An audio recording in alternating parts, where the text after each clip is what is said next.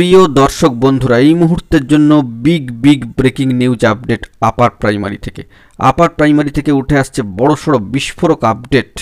Review petition নিয়ে এলো বিস্ফোরক আপডেট। কেন এমনটা বললেন অবশ্যই সবটা আলোচনা করছি। একটি বিস্ফোরক আপডেট তথ্য থাকছে এই ভিডিওর মধ্যে, তাই আর্জেন্ট ভিত্তিতে এই ভিডিওটা আপনাদের জন্য ক্রিয়েট করতেই হচ্ছে। ভিডিওটিকে শেষ পর্যন্ত ওয়াচ করবেন, চ্যানেলটিকে এখনই সাবস্ক্রাইব করে নিয়ে সঙ্গে থাকবেন। চলুন কথাবার্তা না বাড়িয়ে আমরা মূল টপিকের মধ্যে ফোকাস করি।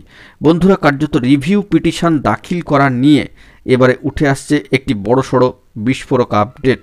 আমরা জানি যে ইতিমধ্যে সর্বোচ্চ ন্যায়ালয় সুপ্রিম কোর্টে আপার প্রাইমারি রিলেটেড গুরুত্বপূর্ণ কিছু এসএলপি কিন্তু খারিজ হয়ে গিয়েছে।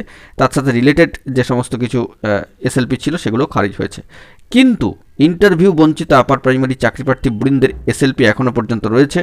সে বিষয়ে স্ট্যাটাস উঠে এলে সবটাই তুলে ধরব, কিন্তু এরই মাঝখানে রিভিউ পিটিশন দাখিল করা নিয়ে উঠে আসছে বিস্ফোরক আপডেট, যেখানে একটি বার্তা উঠে এসেছে একেবারে ভেরিফাইড গ্রুপ থেকে ইন্টারভিউ বঞ্চিত আপার প্রাইমারি চাকরিপ্রার্থী বৃন্দের, যে রিভিউ পিটিশন করবেন না এরকমই আর্জি জানানো হচ্ছে।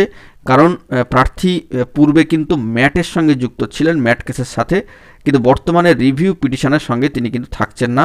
তাই তিনি সকলের উদ্দেশ্যে এই বার্তা দিচ্ছেন যে রিভিউ পিটিশন করলে ভালো কিছু হওয়ার চান্স কার্যত খুবই কম, সেটা হচ্ছে 1% থেকেও কম। এবং যদি রিভিউ পিটিশন খারিজ হয় তাহলে কমিশনকে আর কোনোভাবেই সিট আপডেট বা নতুন করে এক্সাম না নিয়ে নিয়োগ করার জন্য বাধ্য করতে পারা যাবে না। অর্থাৎ যে সিট আপডেট মঞ্চে যে ধারাবাহিকভাবে অবস্থান চলছে ইন্টারভিউ বঞ্চিত আপার প্রাইমারি চাকরিপ্রার্থী বৃন্দদের, কার্যত সেটি 900 দিনের কাছাকাছি যেতে চলেছে এবং 11ই ডিসেম্বর বৃহত্তর অভিযান কর্মসূচি রয়েছে। এবং সেখানে কিন্তু সকল TET pass, trained BEd pass যোগ্য বঞ্চিত চাকরিপ্রার্থীদের আসবার জন্য কিন্তু অনুরোধ করা হচ্ছে মহামিছিলে যোগদানের জন্য। তো সেখানে দাঁড়িয়ে রিভিউ পিটিশন দাখিল না করার জন্যই কিন্তু আর্জি জানানো হচ্ছে, কারণ রিভিউ পিটিশন দাখিল হলে ভালো কিছু হওয়ার চান্স কার্যত সেই প্রার্থীর কথায় কম বেশি উঠে আসছে যে 1% থেকেও কম থাকবে। এবং রিভিউ পিটিশন খারিজ হলে কমিশনকে কিন্তু কোনোভাবেই এটা বোঝানো যাবে না যে তারা সিট আপডেট এর দাবি জানাচ্ছেন, কার্যত কিন্তু সেটা সমস্যার জায়গা হয়ে যাবে।